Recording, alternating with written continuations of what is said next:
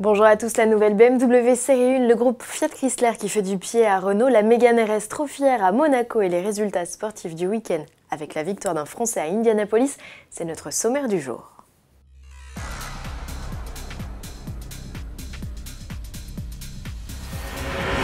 BMW renouvelle sa Compact Star, la série 1, changement radical pour cette troisième génération et on ne parle pas que du look. Vous n'avez plus sous les yeux une propulsion, mais une traction à moteur transversal. La série 1 restera néanmoins disponible avec une transmission intégrale. Ce changement d'architecture modifie très légèrement les proportions de la série 1 qui se révèle un demi-centimètre plus courte que sa devancière, 3 cm plus large et 1 cm plus haute. Si l'empattement a été raccourci de 2 cm, BMW annonce un volume intérieur un poil plus vaste et 20 litres de volume de coffre supplémentaire. Le haillon sera désormais électrique en option. A noter que dans sa transformation, la série 1 a perdu quelques kilos. Et sous le capot, l'offre se compose au lancement de 5 blocs 3 et 4 cylindres en essence et en diesel. Les puissances s'échelonnent de 116 à 306 chevaux pour la vitaminée M135i. Ainsi équipée, l'allemande s'affranchit du 0 à 100 km/h en seulement 4 secondes 8. Outre une boîte Septronic à 8 rapports, elle reçoit aussi un différentiel autobloquant mécanique. Ne reste plus qu'à essayer la série 1 pour valider son comportement routier. Au chapitre des équipements, la Compact pourra désormais profiter de compteurs numériques, d'une clé virtuelle sur smartphone ou encore de l'assistant de marche arrière récemment lancé sur le X5.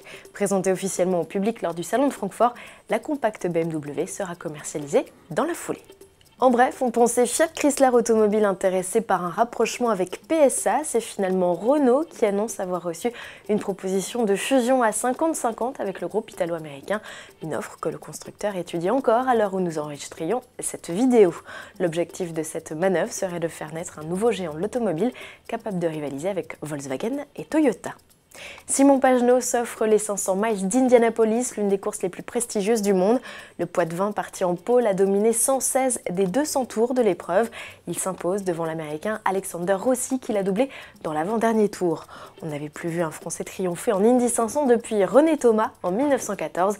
Simon Pagenaud, champion d'IndyCar 2016, n'avait jamais fait mieux que 8e sur cette exigeante course, un nouveau rêve qu'il réalise. Écoutez-le. C'est un rêve d'enfant. J'avais 4 ans et mon rêve c'était d'être pilote de course. Et puis ensuite, sur les coups de 6-8 ans, c'était de faire de la F1 ou de faire de l'IndyCar et de gagner les 500 miles d'Indianapolis. Donc ce qui est incroyable, c'est que j'ai la chance de pouvoir dire que dans ma vie, j'ai réalisé quasiment tous mes rêves. Donc c'est quelque chose d'incroyable à dire. Si vous entendez ça, les enfants, croyez toujours en vos rêves. Et si vous travaillez suffisamment dur, ça se fera. À Berlin, 10e manche de la 5e saison de Formule 1, Luca Di Grassi remporte sa 2e course de la saison devant Sébastien Buemi.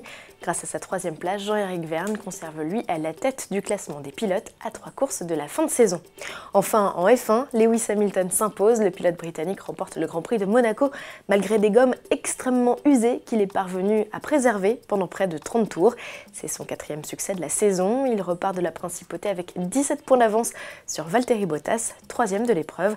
Sébastien Vettel est 2e, Max Verstappen rate le podium après l'application d'une pénalité de 5 secondes reçue durant la course.